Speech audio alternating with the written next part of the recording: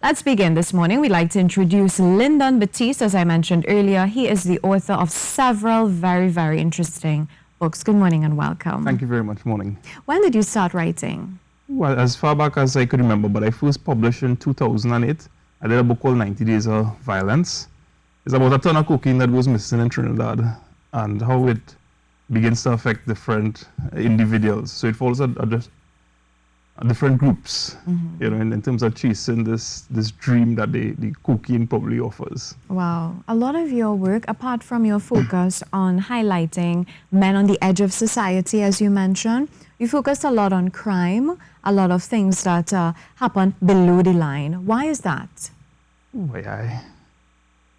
I guess is one of the things that we could write what we, you know, influenced by. And I guess when I was more into following news, different stories, you know, it's something that's always on people's lips. So yes. that's something that I take, because I try to remember something is that these people, while you may see a bandit shot down on the street, for example, and take it for granted, some people might even go as far as saying, as, you know, hey, good for that guy. And, but what about the other side of it? This is someone with a family. What are his thoughts? What probably pushed him into that point? So I think I always try to remember that these people are human also. And, you know, what is kind of wondering or like to peek into their lives, you know? Yeah, very curious to find out where things went wrong. Now, you said you grew up in an area where you were able to make a lot of observations because you were able to interact with young people who you thought were probably heading in that sort of direction. You also mentioned that you were in a maxi taxi at one time when the driver was being robbed, and you decided to make a spin on that. Instead of talking about you being there, observing what took place, you decided to put yourself in the person's shoes, in the bandit's shoes. What was that like? It is pretty exciting to think about. So the name of that story is Simon and the Babylon. Right. And on my website, potbake.com, I have an audio version of the story. So it's told from a first-person point of view. And one of the things that was particularly challenging in it was finding the right language. You know, because you want to, if this person is telling this story, you know, I want to tell that from the point of view that you feel like it's a guy on the street giving it to you. So at first when I did this story, you know, I was trying there, you know, you always aspire, let me write this thing in proper language, and I give it to my brother to read different ones, and it's like, this does sound like somebody who on the street that, you know, this will be doing things like this. So that was, it was fun, even though it's a really short story. It was fun entering into the dialect that the person would be using, the slang, the language, you know. You would have had to do some sort of research. Yeah, traveling a lot of maxis. Hoping to get robbed. Why did you choose to do that? I know you said it was exciting, but for somebody who is actually a bandit reading that book, you thought that it would change their life or something? What was the purpose of doing that? No, I don't know that I wanted to present really any moral value in it, you know. That at the end of it, a child could turn around and say, hey, yeah, boy, this is not the lifestyle for me to enter in. It's just, I don't think it's my job to, you know, tell fables or stories unless it's up to you to say, I could relate to this, whether you're the victim or the person reading the story. But I guess the end of it could probably, you know, put somebody in a position where they say, hey, you know, maybe I need to think a little harder about that type of lifestyle. Yeah. But I didn't set out to say... To do that? Yeah. What sort of response you got from that book?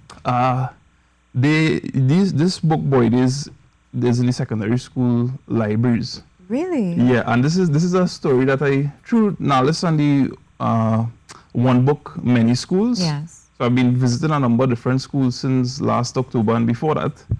And I actually take this opportunity to shout out the Nalis, the librarians that I work with. They're really great people, and so, but kids love that story. I think it's because, again, you know, you're writing about things that people could relate to. You feel like if it happened yesterday, even though the story was written 8 years ago. Yeah.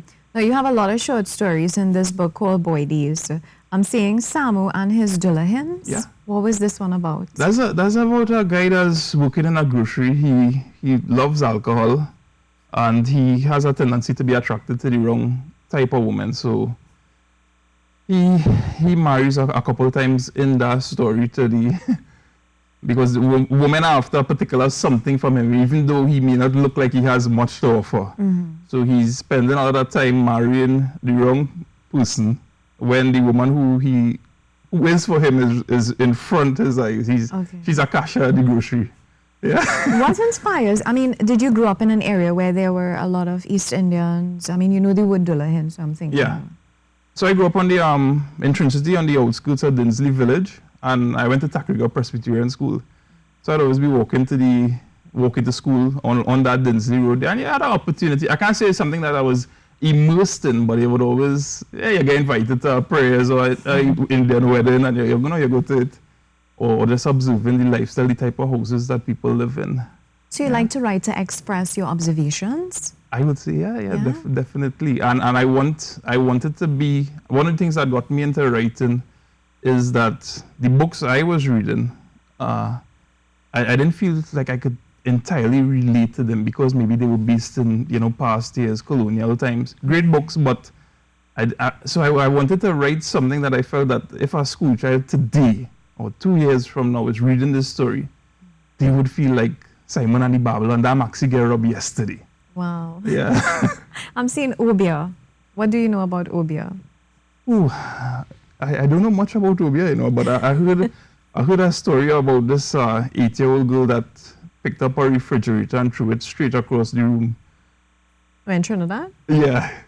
I don't know if it's a true story. I don't know if it's a true story. You hear a lot of stories.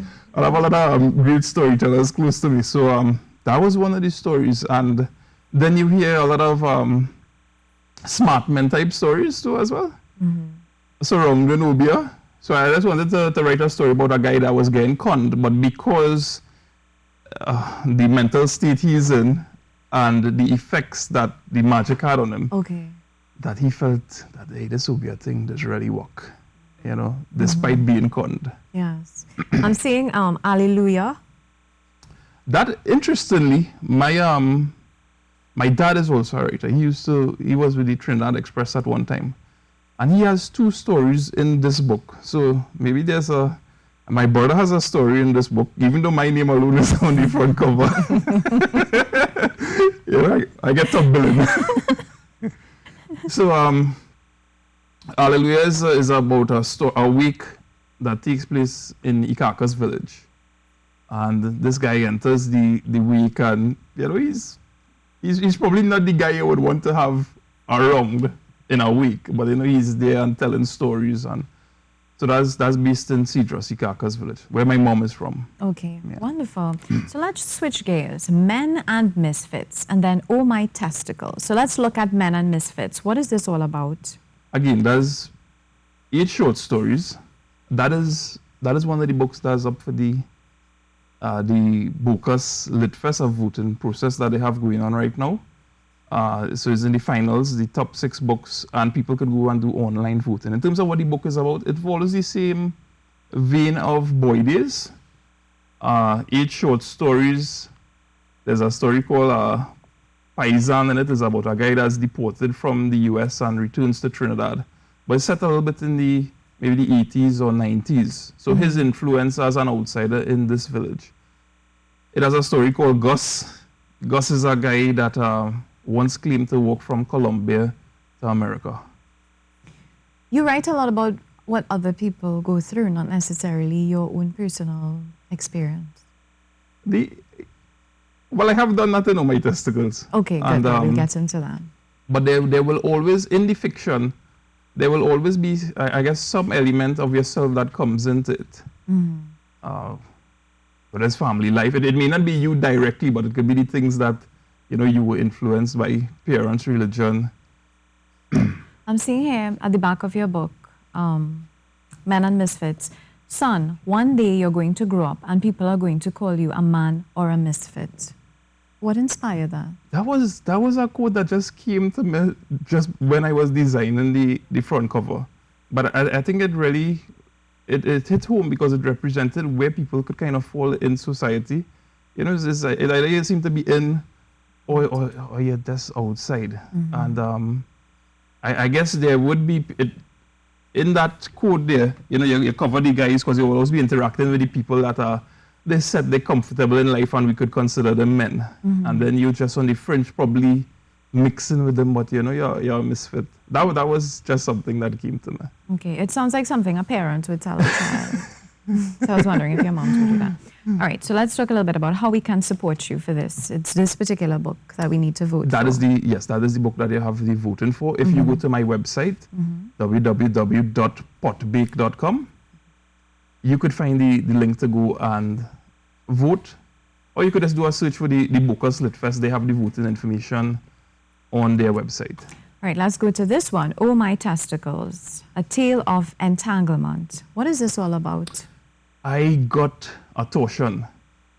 And as a result of this torsion, you have the spermatic cord that goes to your testicles, right? That could kink like a hose. So you wouldn't get the blood supply that you need. And as a result of that, if it's severe, you could, as far as I know, what doctors told me or research told me, you could lose your testicle in 8 minutes. How common is this? Moving around, I don't know that. I didn't get the impression that it was very common. Or that even a lot of the doctors that I was interacting with were familiar with it. Some of them were saying, no, or you have a hernia. So it was a lot of mixed reviews or responses from the doctors. But this story takes you through Mount Hope Hospital, Port of Spain General Hospital, private healthcare, having to go for ultrasound. Up to the time I wrote that book, I didn't know men could go for ultrasounds. You learned a lot, and you shared that experience in this book. When I came out of hospital, this is the first manuscript I ever finished, completed. When I came out of hospital, I can't say really what inspired it, but I wrote this story. The initial title was The Right Ball in the Wrong Pocket. But I thought, My Testicles might interest people more. Yeah, yeah, it's very interesting. One night in heaven, you thought you were going to die? No, I was in a private facility, and I thought I was in a 5-star hotel. And you call it One Night in Heaven? One Night in Heaven, yeah. What sort of response you got from this book? I get, unless they lie to me, the people that read this book, they seem to really enjoy it. I have a lot of good reviews on Amazon.com with the different books. But are you okay now? Have you recovered fully? It's something that could strike from time to time because, I don't want to spoil this story. But Okay. Yeah, great. So what would you say that you hope your readers would take from the books that you write? That they would take a snapshot of Trinidad and Tobago as it is today, and that they would recognize that the human beings, the guy that you might be passing on the street and say, to hell with him, that's a human being too. I think that's something that was really entrenched in us as kids, that to value everyone that you come across. And that's something that I try to capture in my writing. Even the criminals? Even the criminals. Why do you think it's important for us to value these people? I don't know, because I think we'll just... Do you think we contribute to the way that they are? Maybe we do, yeah. Because of the response we have towards them or we give them? It was kind of surprising that I actually feel emotional talking about this right now. But yeah, maybe that form of neglect is... Yeah. So you look at the reason behind the thing. You just don't look at the behavior, but you look perhaps at their childhood. They maybe didn't have a father figure. The community rejected them. They probably were special needs children that the education system simply couldn't accommodate. Maybe that's what you're thinking? I think that would be what I'm trying to sell. Yes. Thanks for answering that question for me.